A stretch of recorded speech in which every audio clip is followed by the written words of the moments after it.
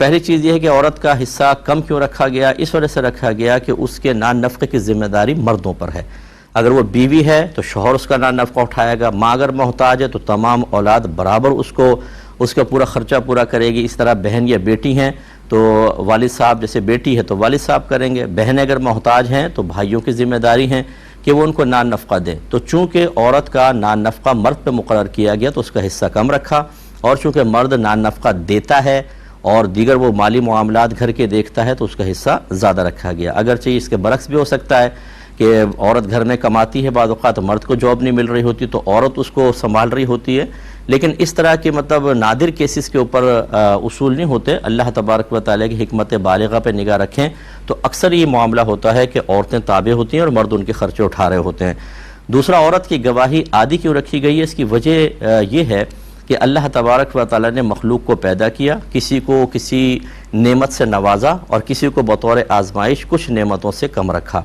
تو اب خواتین کا معاملہ یہ ہے کہ اکثر ان کی عقل پر ان کے جذبات، احساسات، ان کی فیلنگز غالب آ جاتی ہیں،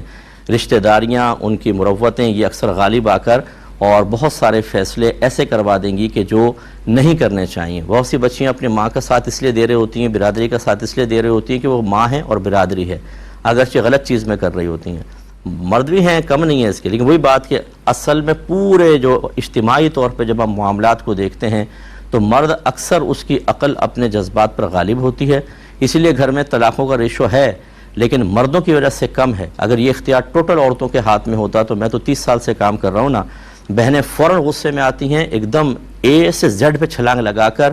فیصلہ کر لیتی ہیں اور بعد میں پچھتاتی رہتی ہیں۔ تو اس لیے اگر گواہیاں عورتوں کی خالی رکھتے تو یہ ہو سکتا تھا کہ یہ اپنے